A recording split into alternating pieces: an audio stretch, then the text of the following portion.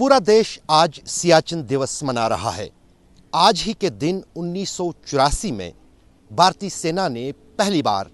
Siachen glacier पर पूरी तरह से ताकत से कदम रखे थे। सियाचिन ग्लेशियर दुनिया का सबसे दुर्गम इलाका है और यहाँ की चोटियाँ 16,000 से 25,000 फीट तक की ऊंची है। यह सुरक्षा के एतबार से भारतीय सेना और भारत के लिए काफ़ी महत्वपूर्ण जगह है, क्योंकि यदि सियाचिन ग्लेशियर पर भारतीय सेना नहीं रहती है तो ये पाकिस्तान और चीन के बीच सीधा रास्ता बनाता है। चीन और पाकिस्तान को आपस में मिलाप से रोकने के लिए सियाचिन पर भारतीय सेना की तैनाती है, लेकिन सियाचिन पर यह फतह बहुत सारे जवानों के बलिदान के बाद ही मुमकिन हो पाई है।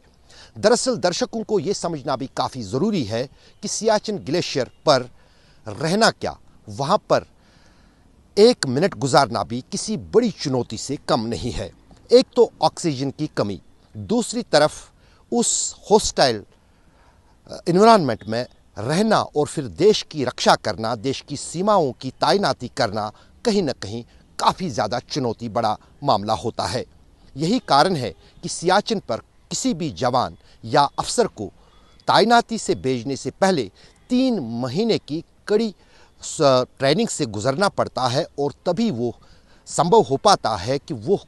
3 महीने यानी जो कि एक टेन्योर होता है सियाचिन ग्लेशियर पर गुजर सके। और आप ये जानकर हैरान हो जाएंगे कि यदि सियाचिन की चोटियों पर किसी जवान की तैनाती होती है तो जितनी देर तक वो जवान उस चोटी पर रहेगा उस बीच वो न दाढ़ी बना सकता है, न नहा सकता है, क्योंकि पानी ही कहीं जो है वहाँ मिलता नहीं है, और तीसरी बात वो नाखून भी नहीं काट सकता है, और यदि वो इनमें से कोई भी चीज़ करेगा तो वो उसके लिए जानलेवा साबित हो सकता है। और दूसरी महत्वपूर्ण चुनौती जो होती है कि सियाचिन पर सिर्फ हेलीकॉप्टरों के ज़रिए ही जो है किसी तरह की रसद, किसी तरह का सामान और पहुंचाया जाता है, और उसको लेकर जो है 1 किलो टमाटर जो कि नीचे यानी बेस कैंप पे या फिर लेह लद्दाख में 100 रुपये बिकता है, उसी की कीमत हेलीकॉप्टर से पहुंचाने में जो काफ़ी कम मात्रा में वज़न उठा पाते हैं वो कई हज़ार तक जा पर पहुंचती है। लेकिन देश की रक्षा के लिए इतने न सिर्फ बलिदान बल्कि साथ ही साथ इतने ज़्यादा खर्चे भारत सरकार इसलिए उठा रही है ताकि देश सुरक्षित रहे।